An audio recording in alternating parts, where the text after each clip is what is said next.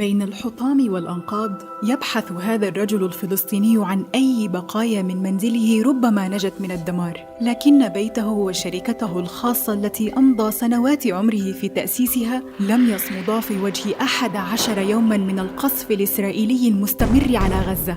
Di antara puing-puing dan puing-puing, pria Palestina ini sedang mencari apa sisa rumahnya yang mungkin lolos dari kehancuran. Tapi rumahnya dan perusahaannya sendiri yang ia habiskan selama bertahun-tahun untuk membangunnya tidak tahan sampai 11 hari dari pemboman terus-menerus Israel di Gaza. والآن بعد توقف الحرب يجد نفسه بلا مأوى ولا مصدر رزق. حاله حال مئات الأسر المتضررة في القطاع. حجم الدمار الهائل الذي لحق بالمدينة Dan sekarang perang telah terhenti. Dia menemukan dirinya tanpa rumah atau sumber mata pencaharian seperti ratusan keluarga yang terkena dampak di jalur Gaza.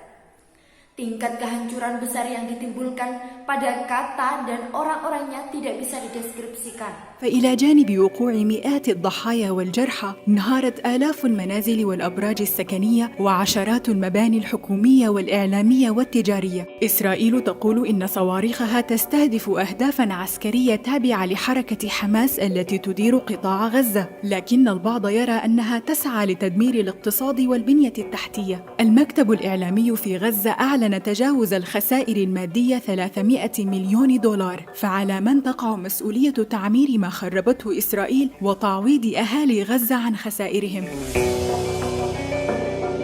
Selain ratusan korban dan cedera, ribuan rumah dan menara apartemen runtuh, lusinan gedung pemerintahan, media dan komersial runtuh. Israel mengatakan misilnya ini menargetkan sasaran militer milik Hamas yang mengatur jalur Gaza. Tetapi beberapa percaya bahwa itu memiliki kantor media di Gaza yang mengumumkan bahwa kerugian materi, kehancuran ekonomi dan infrastruktur melebihi 300 juta dolar. Siapa yang bertanggung jawab atas apa yang telah dihancurkan Israel dan memberikan kompensasi kepada orang-orang Gaza? بعد 3 حروب سابقة مع الاحتلال يعرف أهالي غزة أن إعادة الإعمار عملية معقدة. في ناس يعني الحرب 2008 وحرب 2014 يعني ما تعمروش دورهم وعايشين لحتى الآن بخيامهم. فأنا قلقت كتير يعني صراحة من داخلي خايف كتير. Setelah 3 perang, sebelumnya dengan pendudukan orang-orang Gaza tahu bahwa rekonstruksi adalah proses yang kompleks. Ada orangnya, artinya perang 2008 dan perang 2014 yang menjalani peran mereka dan hidup sampai sekarang di tanah mereka. Saya sangat khawatir, terus terang. Saya takut. القطاع يوصف بأنه سجن كبير ظل عرضة للتضييق الأمني والاقتصادي منذ خضوعه للاحتلال الإسرائيلي، واشتد الوضع سوءا بعد فرض الاحتلال حصارا بريا وبحريا وجويا على القطاع يسمح بمرور الأشخاص والبضائع من غزة وإليها فقط من خلال معابر تخضع للسيطرة الإسرائيلية وبتصريح يصدر عن إسرائيل فقط. فرض الحصار بعد انتخاب أهل القطاع حركة المقاومة الإسلامية حماس في انتخابات 2006 ويعتبر أحد أنواع العقوبات الجماعية غير القانونية. Sektor ini digambarkan sebagai penjara besar. Dia tetap tunduk pada pembatasan keamanan dan ekonomi sejak dia berada di kependudukan Israel. Situasi menjadi lebih buruk setelah pendudukan memberlakukan blokade darat, laut, dan udara. Orang dan barang boleh lewat dari dan ke Gaza hanya melalui penyeberangan di bawah kendali Israel dan dengan izin yang dikeluarkan Israel saja. Pengepungan diberlakukan setelah orang-orang dari sektor ini terpilih Gerakan Perlawanan Islam Hamas pada pemilu 2006. قانونية بموجبه يحرم نحو 2 مليون فلسطيني في غزة من التحرك بحرية داخل فلسطين المحتلة ومن السفر إلى العالم الخارجي. وتفاقمت عزلة غزة بسبب القيود المصرية على معبر رفح المنفذ الوحيد المخصص للمسافرين، لكن الحصار لا يؤثر فقط على حرية التنقل. Ini dianggap sebagai salah satu jenis hukuman kolektif ilegal. Dengan demikian, hampir 2 juta warga Palestina di Gaza dicegah untuk bergerak bebas di dalam wilayah Palestina yang diduduki dan dari keluar ke negara asing. Isolasi Gaza telah diperbudak oleh satu-satunya pelabuhan untuk pelancong. Tapi blokade tidak hanya mempengaruhi kebebasan bergerak. إسرائيل تحكم قبضتها على المواد المستوردة إلى القطاع، وحتى عندما وقعت اتفاقية مؤقتة مع السلطة الفلسطينية والأمم المتحدة عرفت بآلية إعادة إعمار غزة، ضمن الاحتلال حق الاعتراض على استيراد مواد بناء يعتبرها مزدوجة الاستخدام، أي أنها يمكن أن تستخدم في نشاطات عسكرية، وشملت القائمة أحياناً مضخات تستخدم في ضخ مياه الصرف الصحي. وتستطيع إسرائيل أيضاً الاعتراض على أي من البائعين والمقاولين والمصانع حتى بعد موافقة السلطة الوطنية الفلسطينية. وتمنح الاتفاقية إسرائيل امتياز إدخال مواد البناء من خلال معبرها البري. Israel mengincangkan cengkramannya pada bahan yang diimpor ke sektor ini. Bahkan ketika saya mendatangi perjanjian sementara dengan otoritas Palestina dan PBB, dikenal sebagai Mekanisme Rekonstruksi Gaza 2014, dalam pendudukan hak untuk menolak mengimpor bahan bangunan dianggap memiliki dua kegunaan. Artinya dapat digunakan dalam kegiatan militer. Daftar terkadang termasuk pompa ini digunakan untuk memompa limbah. Israel juga bisa keberatan di salah satu penjual kontraktor dan pabrik bahkan setelah persetujuan Otoritas Nasional Palestina. Perjanjian tersebut memberikan Israel keistimewaan membawa bahan bangunan melalui penyeberangan daratnya.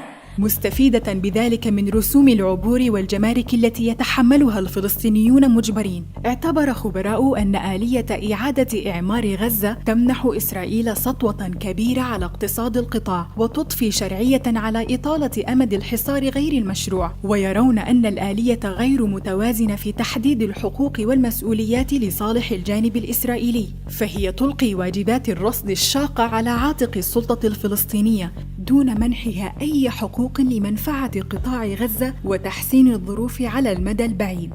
Manfaat dari biaya transit dan bea cukai Palestina terpaksa menanggung. Para ahli menilai bahwa mekanisme rekonstruksi Gaza, Israel mencegah dominasi besar dan ekonomi jalur Gaza dan memenuhi legitimasi memperpanjang blokade ilegal. Mereka melihat bahwa mekanismenya tidak seimbang dalam mendefinisikan hak dan kewajiban mendukung pihak Israel. Mereka menerima tugas pemantauan yang berat tanggung jawab otoritas Palestina tanpa memberikannya hak apapun untuk kepentingan jalur Gaza dan memperbaiki kondisi dalam jangka panjang. أما إسرائيل فلها أيضا حق الوصول إلى قاعدة بيانات ضخمة تضم معلومات شخصية مفصلة عن الأسر الفلسطينية أنشأتها الأمم المتحدة لتحديد الأشخاص المؤهلين لتلقي المساعدات. مجموعات فلسطينية حذرت من إمكانية أن تستغلها إسرائيل في تحديد أهداف هجماتها المقبلة. Adapun Israel memiliki akses ke database besar berisi informasi pribadi yang terperinci tentang keluarga Palestina, didirikan oleh PBB untuk mengidentifikasi orang-orang yang memenuhi syarat untuk menerima bantuan. Kelompok Palestina memperingatkan dari kemungkinan Israel akan memanfaatkan dalam menentukan target serangan yang akan datang. ومن العوامل المعرقلة لآلية الإعمار أيضاً نقص التمويل، فالبنك الدولي أقر بأن التزامات المانحين لم تكن كافية، ونسبة كبيرة منهم التزمت بمبالغ ولم تدفعها. ويرى البعض أن الآلية تنقل تكاليف إعادة الإعمار من إسرائيل إلى أطراف دولية، وبالتالي تعفي إسرائيل من المحاسبة على الدمار الذي تسببه في غزة. Di antara faktor-faktor yang menghalangi rekonstruksi juga kurangnya pengiriman. Bank Dunia mengakui bahwa komitmen para pendonasi tidak cukup dan sebagian besar dari mereka berkomitmen dan tidak membayarnya. Beberapa percaya bahwa mekanisme mentransfer biaya rekonstruksi dari Israel ke pihak internasional.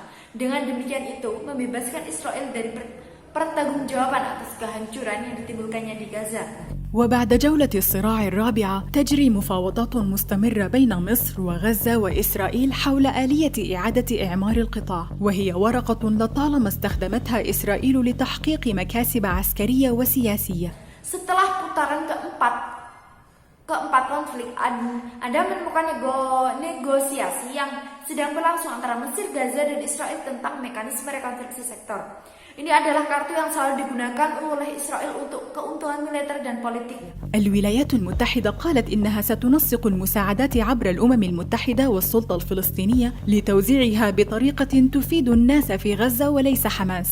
لكن هناك مخاوف من تردد المجتمع الدولي في تقديم التبرعات خوفاً من رؤية جهود إعادة البناء تتحول إلى ركام مجدداً، وفي الانتظار يحرم أهالي غزة من عيش حياة طبيعية. Amerika Serikat mengatakan akan mengoordinasikan bantuan melalui PBB dan otoritas Palestina untuk mendistribusikannya dengan cara ini menguntungkan rakyat Gaza untuk Hamas.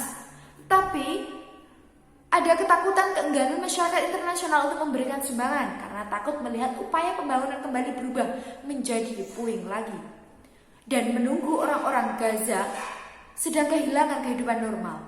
نتج عن الحروب المتكررة والحصار المفروض معدل بطالة في القطاع من بين الأعلى في العالم، حيث يعيش أكثر من نصف السكان تحت خط الفقر، معظمهم لا يحصلون على مياه صالحة للاستخدام ولا حتى شبكة صرف صحي مناسبة. كهرباء فيش ثبات في الكهرباء، يعني وضع صعب. ايش احكي لك؟ الدمار المتواصل يجبرهم على العيش في ظروف صحية تعرضهم للخطر ويعيقهم عن التطور الاقتصادي والاجتماعي والثقافي. في رأيكم على من تقع مسؤولية إعادة الإعمار؟ وهل يمكن تحقيقها في ظل الحصار الخانق على غزة؟ اكتبوا لنا آراءكم في التعليقات ولا تنسوا الاشتراك في القناة. Dihasilkan dari perang berulang dan pengepungan yang dipaksa, tingkat pengangguran di sektor ini termasuk tertinggi di dunia karena lebih dari separuh penduduk hidup di bawah kemiskinan. Mereka tidak memiliki akses menuju sumber air yang dapat digunakan, bahkan tidak ada jaringan pembuangan limbah yang layak. Tidak ada listrik, tidak ada stabilitas listrik maksudku. Situasinya sulit, apa yang bisa kukatakan padamu? Penghancuran terus-menerus memaksa mereka untuk hidup dalam kondisi sanitasi yang membahayakan mereka.